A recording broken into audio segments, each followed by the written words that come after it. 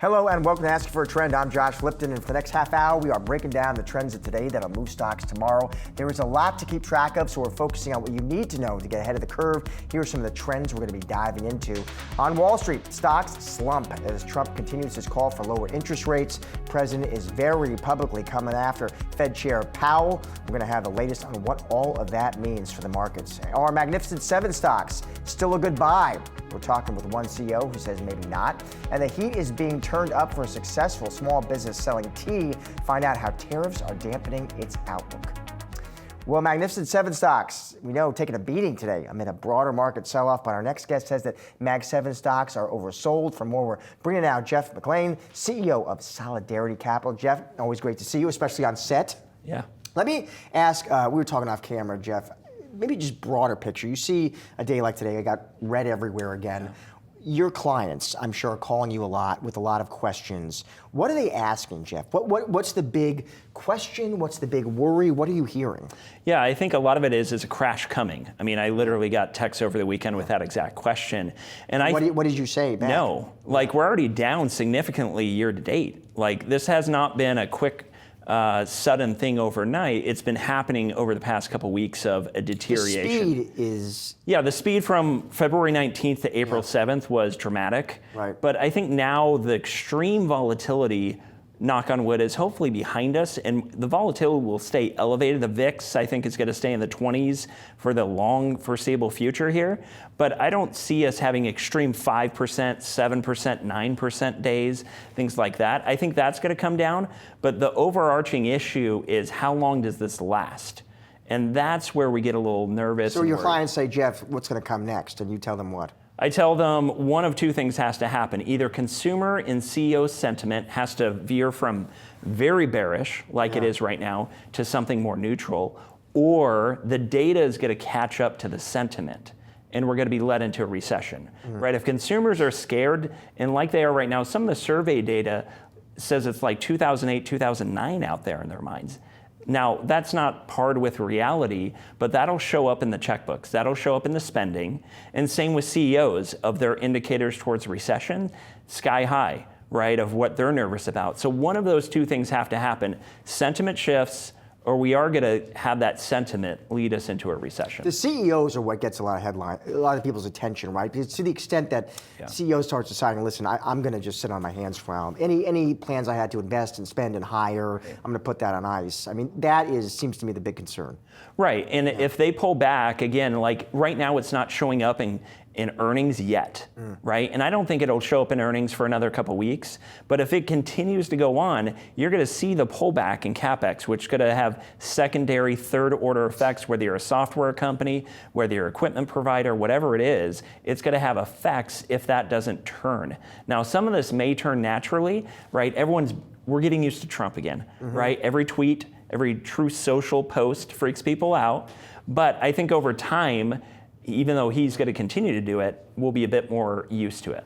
Let me ask you, let's talk about some specific names and groups. Yeah. I'm sure you must get questions, for example, about the Mag 7. Some of these names have gotten really banged up, right? Do you see opportunity in those names? Are you holding off? How do you think about them? Yeah, I think it depends on which Mag 7 we're talking about. Like Apple's still down about 20% year to date. At one point it was down 30%. I think Apple, nothing fundamentally changed with their business. I think they're big enough, smart enough to get around the tariff issues. Where it hurts, obviously, is small businesses, but from an Apple perspective, they'll be fine. Google, Meta, both are in kind of their own self-created turmoil right now with the antitrust issues. Because Uncle Sam has them in their sights? Yeah, I mean, they're at different levels. Like Google already has been found guilty. Now we're just deciding punishment phase. But I'm bullish on Google because we think the parts are worth more than the sum. So if they do get broken apart, YouTube, incredible $1 trillion business. Search, $1 trillion business. AdX, really big $100 million business. All these things are worth a ton of money. Meta is in a world of hurt, I think, because they don't have any friends right now. The Trump administration's going after him. The last administration was going after them. They don't like them. So antitrust is inherently political. Let me ask you. So they have problems. So Alphabet too, I know you own and hold. Correct. Would you be adding here? Yeah, we're adding incrementally to Alphabet. Again, right now, the tenuous nature of what the judgment is going to be is giving us pause from additional adding right now, because that's going to hopefully come out here in the next week or two of what the decision there. That'll be appealed, but we need to know what the baseline is. And is the same so Meta, is that on the same thing? It's on your watch list, but you're not moving in yet? Yeah, we're a little hesitant on Meta. If it wasn't for the trial right now, we'd be all in. From a current valuation perspective, Meta's super appealing. Well, that's what I was going to ask, and we were flow. talking about this. I was asking you, do you think some of this bad news is priced in at this point? A little bit, but the uncertainty of exactly what the result is, because how I feel about Google is different how I feel about Meta. I think Meta needs to be together. If you broke that apart, Instagram here, Facebook over here, right, WhatsApp over there, I don't think those work as well together separately as they do together. So I think that it'll be interesting if they can sneak out with a fine, as like a giant fine, right, as opposed to being broken up. I think that's their best case scenario right now, is pay a couple $1 billion fine. Best case, couple billion. Yeah. Jeff, great to see you always on set. Appreciate it. Thanks. Well, stocks sinking in today's trade as Trump adds onto investor worries, and Yahoo Finance's Josh Schaefer joins us now to discuss. Josh. Hey, Josh. Yeah, so President Trump coming out today, posting again on Truth Social, reiterating that he is not happy with Federal Reserve Chair Jerome Powell. Going back to last week, Trump had sort of teased out that he would potentially look into firing Powell. He said he's excited for when Powell gets out of office. So that felt like kind of the key market driver this morning, is this tension between President Trump and Fed Chair Jerome Powell. And you take a look, Josh, at just where stocks opened. Of course, we ended up closing even lower than where we opened the day. But I thought it was an interesting point from Citi's Stuart Kaiser, who's a trader, just sort of looks at the market action every day. He said, in a market like this, you're going to open like this and get direction down, the market just comes down, right? That's sort of what the action has been recently. If you're not positive off the open, you're not going to get incremental news throughout the day on maybe tariff negotiations or something like that. This market is just flowing down right now in a trading range, and that's sort of how the S&P 500 has been acting. I mean, we take a look at the 11 sectors. You didn't have a single sector in the red today, in the green. Everything, it was just full sort of risk off. Yeah. And so it seems like this additional potential risk of maybe Trump will fire Powell, maybe he'll just keep coming at Powell. It's just one other thing that you're adding into an already chaotic market. And I don't know if that's necessarily the biggest headwind that stocks are facing, but it's another headwind, right? To your point, I mean, Trump not happy with Powell. That was a very diplomatic way to put it, Josh. I mean, he was like, he's late, he's a loser, right? Yeah. And I guess to your point, that was really it, right? It's more questions and more uncertainty against a backdrop where you already had plenty of questions and uncertainty. Right, and I think just getting back to sort of what that question ultimately raises, right, is, well, markets like stability in the rates market, right? So if I can get to the 10-year T-note here, I mean, the concern would just be that we don't know where something like the 10-year is headed, right? Mm-hmm. It's not like the Fed, again, is necessarily driving the 10-year action, but certainly how investors feel about where the Fed will go is an implication for how the 10-year moves, right? Yeah. So that's sort of the concern is, all right, if Powell's out, who's in?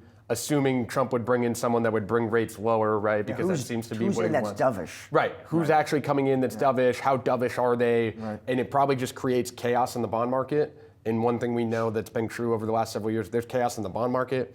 That usually means chaos in the equity market too. So I think that's sort of the main concern there. All right, Schaefer, bullet number 2. Bullet point number 2, this is one thing we're watching heading into tomorrow. So Tesla's report tomorrow, right? Tesla's going to report earnings after the bell. I was writing a story today just how big tech earnings could give a good example of where we are in this sell-off, right? So if you take a look here, these are how far the Mag 7 are from their most recent 52-week high. So look at Tesla. Tesla's down 50%. Over 50% from its most recent 52-week high. Most of these other stocks all above 20%, a couple of them above 30%. And so what strategists say when you see these big sell-offs is, okay, it's part of the reason stocks are selling off is because people think tariffs are going to weigh on profits. So the earnings estimates are eventually going to come down, markets pricing that in before it actually happens. Mm-hmm. The question is this enough pricing, right? Did we come down far enough where even a weak report is something that stocks can bounce off of? True as Keith Lerner had told us going back about a week ago, that would be a key sign to him that maybe we bottomed. Meaning Lerner was saying, okay, the company comes out and they cut the forecast, but the stock does, actually pops off that, or that would, to learner would be like, okay, that's a bottom. Yeah, that's a bottom. We finally heard enough. We've prepared for the bad news, essentially, right? Yeah. Now, if a company comes out, their stock's already down 40% this year, 50% from an all-time high, they say a bunch of bad news, and the stock goes down more, not a good sign, Josh, for where we're sort of at, right? And again, just to stick on Tesla, because it's coming out tomorrow. I mean, we already know first quarter deliveries were bad. Earnings estimates have been coming down all year. Investors are super sour on the story. So it doesn't seem like there's a lot more bad news to come there, right? It feels like it's kind of priced. So if people were to be surprised to the downside again, would be a concerning sign. Tesla's also just so interesting too, because I totally agree with your take. And then there's this whole added wrinkle about how much does Musk talk about his role in the Trump administration and a timeline there, and maybe when he would think about hanging up his spurs. And it's kind of just been the perfect stock for risk-on sentiment in the market, right? When Tesla's ripping, the market's usually ripping, right? And when it's falling a lot, the market's usually falling a lot, right? So it's just an interesting indicator to sort of watch. We'll get more tomorrow. Thank you, Joshua. Stick around. Much more Ask for a Trend right on the other side.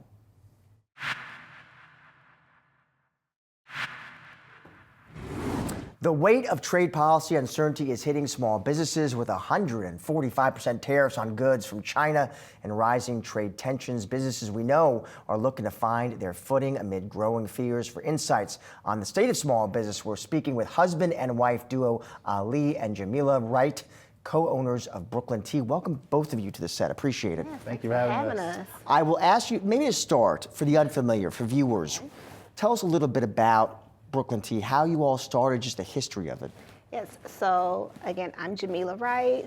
I'm Ali Wright. And we got started with Brooklyn Tea in our apartment in Crown Heights, Brooklyn. So we set out to expose our community and hopefully the world to the health benefits of tea and also the magic of just communing with the person across the table through tea, and tea being the conduit. So we started from our apartment and we asked our friends and family and dumped out our retirement savings and opened up our brick and mortar in 2018. But the essence of the why behind Brooklyn Tea really is my husband's childhood experience with tea. Yeah, so my family is West Indian, we're Jamaican, and tea's a really, really big part of our culture. We drink tea in the morning, we drink tea at night, tea for a sprained ankle. Tea is just always the answer. And so in my house, I've been bringing my mom tea from I was 3 years old till I went to college. And then a lot of our dating was around tea, so I take her tea hopping instead of bar hopping, make her pasta tea with cinnamon sticks in the bottom. Super romantic, I have to tell you. Definitely worked. We kind of opened the tea shop together, and yeah. So let me ask you two. So you started in 2018. Now it's been had 7 years. Yes. Like a lot of small business owners, you're now dealing with this dynamic, tariffs, right? Yep. Front and center, a new potential headwind. How are you all dealing with that dynamic? How are you navigating that challenge? Okay, so there's a layer of anxiety there. I think you could probably understand. Tea is the core of our business. We're Brooklyn Tea, and we are importers of tea. That's how we make our dollar.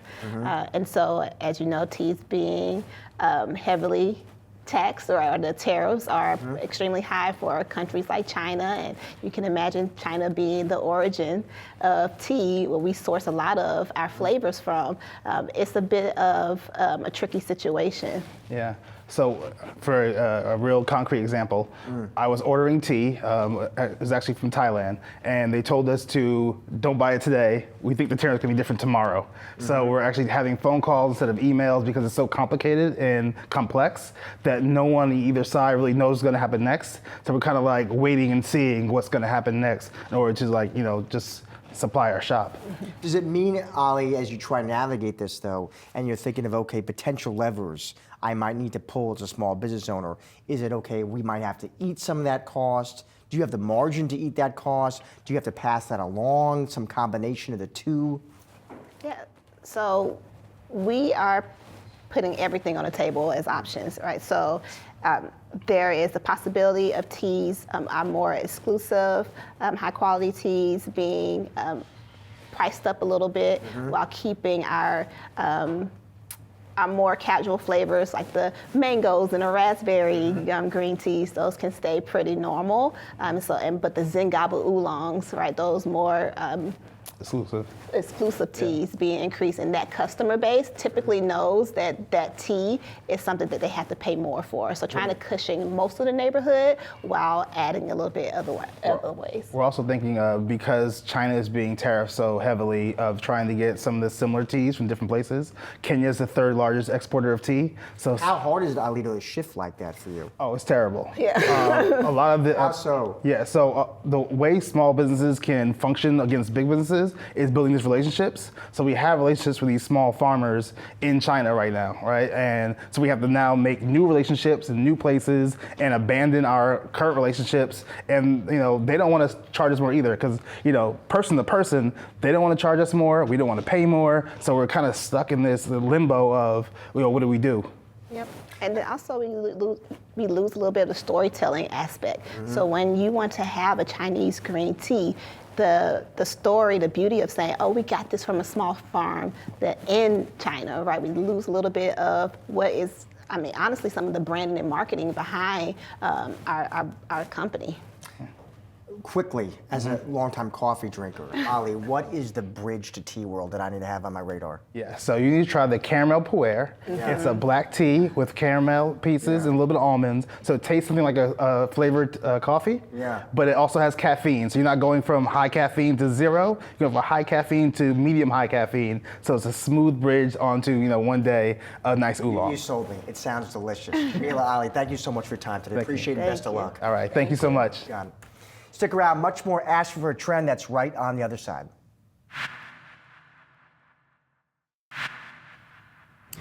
The markets experienced a sharp sell-off to end the trading day. In our chart of the day, we are now taking a look at how some of the country-specific ETFs are performing since President Trump took office. Yahoo Finance's Julie Hyman joins us now with a closer look. Julie.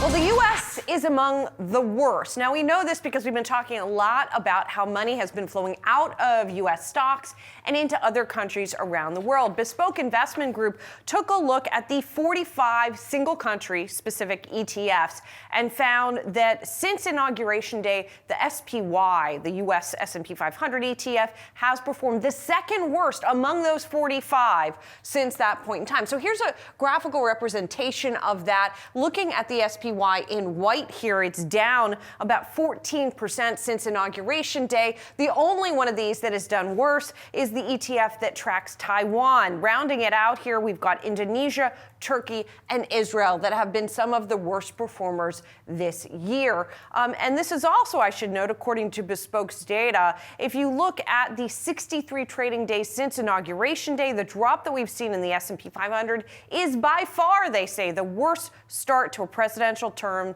in the S&P 500's history going back to 1928, so by a wide margin. But I wanted to look at some of the other country-specific ETFs as well, specifically some of the countries that have been targeted either specifically or with some of the sector tariffs and how they have been faring as well. Now, of course, the one that has been most explicitly tariffed and has borne the brunt of the highest tariffs has been China, the MCHI ETF. And that ETF's actually up on the year by almost 7%. So it has been higher. We've seen some of the money flowing into some of the tech stocks there, and it's come down, but then has recovered to some extent and is positive on the year. EWC, which is the Canadian ETF, little changed here, a little bit up on the year, as is the Japanese ETF. Faring a little bit better here, we've got Mexico, which is up by 14.5% this year, and Germany up by nearly 12%. So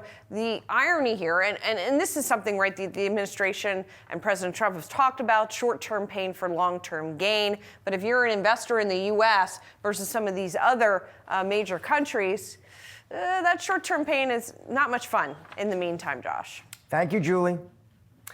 Meta owned Instagram, trying to use AI to determine if teens are pretending to be adults. And joining us now for more is Yahoo Finance tech editor, Dan Howie. Dan. That's right, Josh. This is an initiative that Meta has been working on for a while, and this is basically AI that will proactively look to see if teens are actually the age that they say they are, or that they're lying. Now, this is part of Meta's overall effort to try to assuage concerns among parents that social media is damaging to teen psyches, whether it's helping bullying proliferate or hurting kids' self-esteem. And so by doing this, also keeping certain content out of their view. And so by doing this, it's obviously a way for them to say, look, we're making this proactive. We're using AI to do this. Now, they already use AI in other ways to determine if someone is the age they say they are, but this is where they're going to be proactively doing it. And while they don't really go into details, details on this, it's something that they had been speaking about earlier. And part of that push of trying to ensure that teens aren't accessing content that they shouldn't be. So it'll be interesting to see how Meta kind of continues to roll this out across its various platforms and what the kind of response they get from this is. Obviously, Congress has been very hard on Meta in response to these kinds of discussions. Mark Zuckerberg famously has been grilled multiple times in front of Congress with regards to this. So it'll be interesting to see what kind of response we get from regulators as it moves forward. Thank you, Dan. Appreciate it. That is a wrap on today's Ask for a Trend. Be sure to come back tomorrow at 4 p.m. Eastern as Yahoo Finance will have special coverage of all things Tesla, including analyst reaction and a check-in on the earnings call. Have a great night.